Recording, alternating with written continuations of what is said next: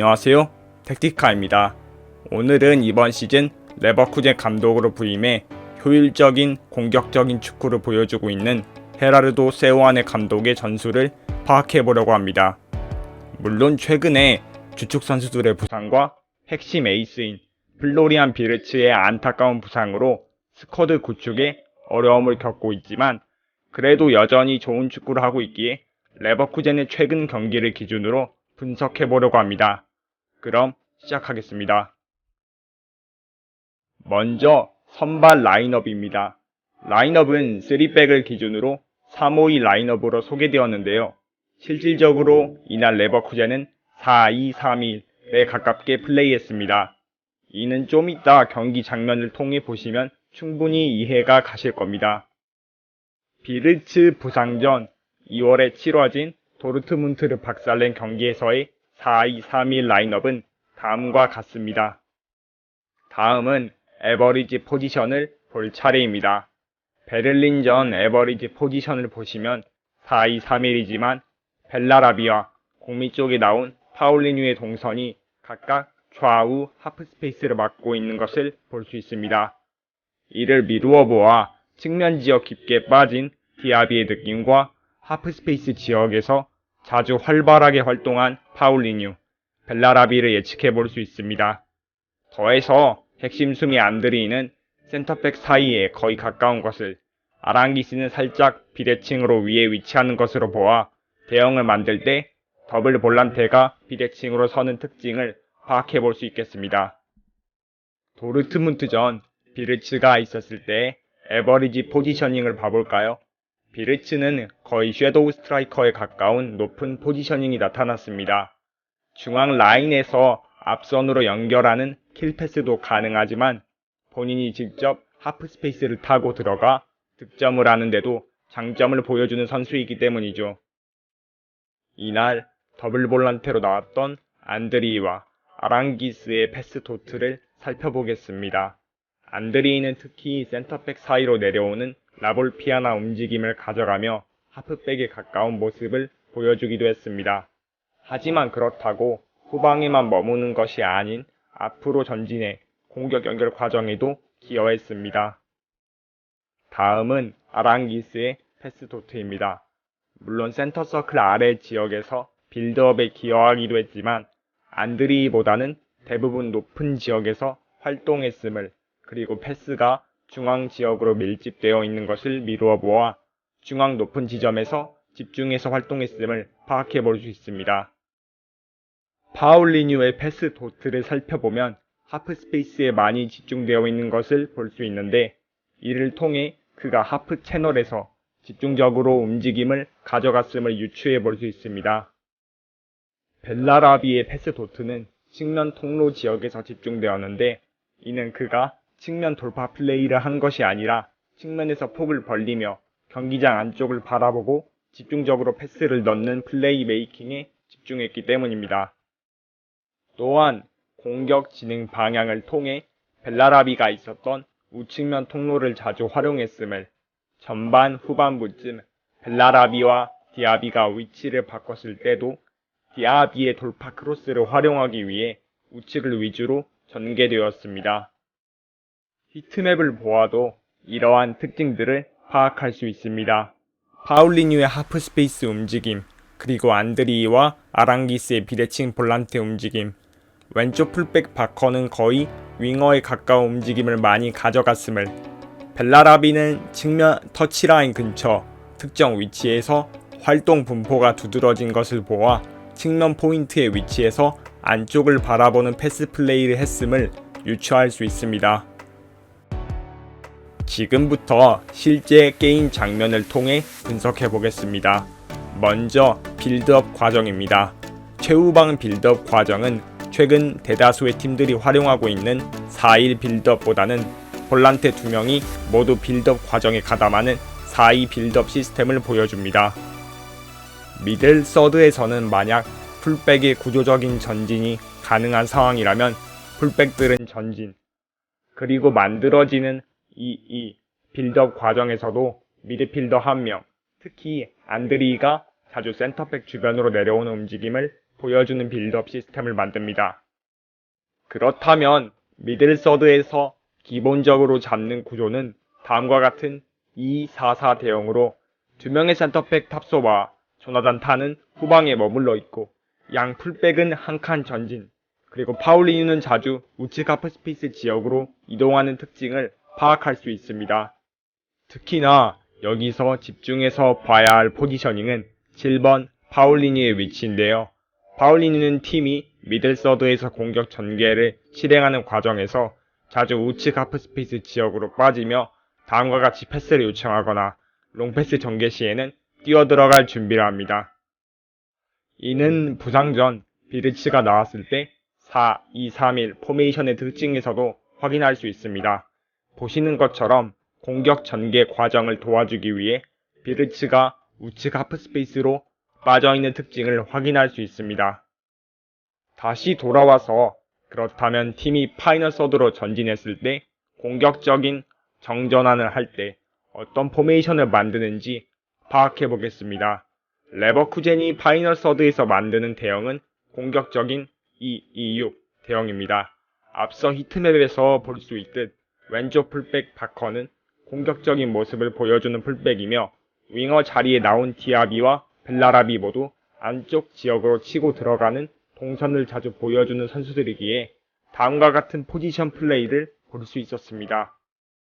여기서 벨라라비가 좌측 하프스페이스로 빠지면 그 공간을 채워주기 위해 원톱으로 나온 알라리오가 이동하거나 디아비가 안쪽으로 치고 들어가 생긴 공간으로 벨라라비가 들어가거나 혹은 전방의 6명의 선수들이 스플릿, 크로스오버 등의 움직임으로 채널 사이에 빈 공간을 만들었다면 그 공간으로 볼란테 중 한 명인 아랑기스가 침투에 들어가기도 합니다.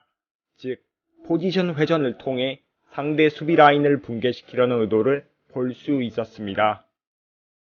공격 지역에서 벨라라비의 특징을 살펴보면 앞서 패스 도트에서 보았듯 벨라라비는 다음과 같이 몸을 터치라인을 등지고 볼을 받아 경기장 안쪽을 넓게 바라봐 패스를 줄 동선을 체크하고 쇄도하는 선수 혹은 주변 선수에게 패스를 내주거나 패스를 내주고 본인은 뒷지역으로 빠지고 파울리뉴가 하프스페이스로 쇄도하며 측면에서 삼각형을 만드는데 조율하는 모습도 볼 수 있었습니다. 또한 주변 선수들은 끊임없이 움직여 벨라라비가 패스할 공간을 창출하거나 받아주는 움직임을 가져가려 합니다. 전반 후반부에는 벨라라비와 디아비가 서로 위치를 바꿨는데 역시 공격 지역에서 만드는 2-2-6 대형에서 우측면으로 깊게 빠진 디아비가 박스 안쪽으로 낮은 크로스를 깔아주고 이를 받은 알라리오가 터닝 동작 후 슈팅을 때려 득점을 만들어냅니다. 두 번째 득점도 디아비가 우측면에서 안쪽으로 들어오며 낮은 크로스를 깔아차고 박스 안쪽으로 들어온 아랑기스가 이를 받기 위한 페이크 움직임을 가져가 상대 선수의 이목을 집중시키고 자유로운 상황의 벨라라비가 골문으로 집어넣었습니다. 레버쿠젠의 수비 대형은 기본적으로 4-2-3-1 수비 대형을 가져가며 전방에서부터 아주 강한 프레스를 걸기보다 존프레스 방식을 취하다가 특히 측면 지역에 패스가 발생했을 때를 트리거로 진행 방향으로 주변 3명의 선수가 수비를 위해 이동하는 모습을 볼 수 있습니다. 상대가 미들서드에서 뒷공간 빌드업 시에는 파울리뉴가 조금 올라온 4-4-2의 존프레스 방식을 하는 모습을 확인할 수 있습니다. 상대의 수비 라인을 어느 정도 위로 끌어올려야 레버쿠젠이 강점이 있는 공격적인 역습 과정을 효과적으로 만들 수 있기 때문입니다. 때문에 프레싱 바소, 알토, 미디오로 구분해본다면 레버쿠젠의 압박 수비 과정은 프레싱 미디오로 분리해볼 수 있겠습니다. 이 밖의 특징은 등지고 내려와서 패스 거점을 제공하기도 하는 알라리오를 볼 수 있고 박스 안까지 전진해 크로스를 시도하는 바커르를 통해 그의 공격적인 모습을 파악할 수 있고 다음과 같이 바커르는 기본적으로 팀이 주도권을 잡은 경기에서는 볼 소유 시 높은 지역에 자주 위치하는 것을 파악할 수 있습니다. 안드리는 다음과 같이 센터백 사이로 내려오는 라볼피아나 움직임을 자주 파악할 수 있습니다. 지금까지 나온 전술적 특징을 간략하게 정리해보면 볼란테 2명이 지원하는 2-2 빌더 패턴, 미들 서드에서 공격 전개 준비를 위한 2-4-4 포지셔닝, 파이널 서드로 전진했을 때 2-2-6 포지셔닝을 만들며 최전선의 공격수들이 포지션 회전을 가져가며 상대 수비에 균열을 내 기회를 창출. 수비 시 기본적인 포메이션은 4-2-3-1, 때에 따라 4-4-2 존프레스로 바뀌며 측면 지역으로 패스 발생 시를 트리거로 압박 수비로 요약할 수 있겠습니다. 해외 전술 칼럼 커뮤니티 더 마스터마인드에서도 레버쿠젠 세오안의 전술 특징을 다음과 같은 빌드업 시 백스리 구성, 미들 서드로 전진할 때 만들어지는 2-4-4 대형, 수비 시에 4-4-1-1 또는 4-2-3-1로 대부분 중앙 지역에서 수비 블록을 만든다는 점을 강조했습니다. 그럼 지금부터 게임에서 제가 어떻게 이런 특징을 살린 전술을 만들었는지 파악해 보도록 하겠습니다. 풀백들을 다음과 같이 윙백 포지션에, 특히 완성형 윙백 역할을 준 이유는 가장 위 공간까지 긍정적인 영향을 끼치도록 하기 위함입니다.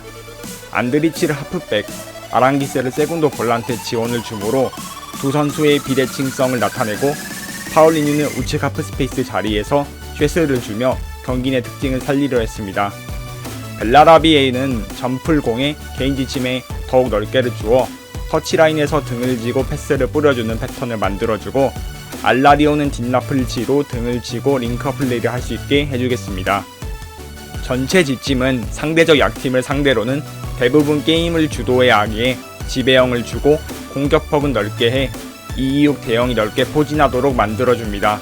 빌드업 단계는 수비 진영에서만 설정해주고 템포나 방식은 크게 건드리지 않습니다. 낮은 크로스, 침착 패턴을 통해 앞서 설명한 낮은 크로스 공격 패턴을 살려주고 창조성을 자유를 주어 포지션 회전을 만들어줍니다. 프레싱 미디어 과정을 활용하므로 재정비를 주어 부전환 시 수비 대형을 갖추도록 해주고 역습을 넣어주어 효율적인 공격 패턴을 만들어주겠습니다. 4-2-3-1의 수비 대형이 좁게 포진하므로 수비폭은 좁게, 압박은 더 자주 정도만 올려줍니다. 다음과 같이 2-2-6 공격 과정에서 우측 하프 스페이스를 타고 들어온 비르츠가 득점하는 장면을 볼 수 있고, 미들 서드 위 지역에서 안드리치와 아랑기스의 비대칭 포지셔닝을 볼 수 있으며, 벨라라비가 우측면 터치라인 근처에서 볼을 잡고 보내는 장면과 4-2-3-1 수비 과정 후 파울리뉴가 우측 하프 스페이스에서 볼을 받는 모습을 볼 수 있으며, 존프레스 이후 낮은 크로스로 득점 패턴을 볼 수 있습니다.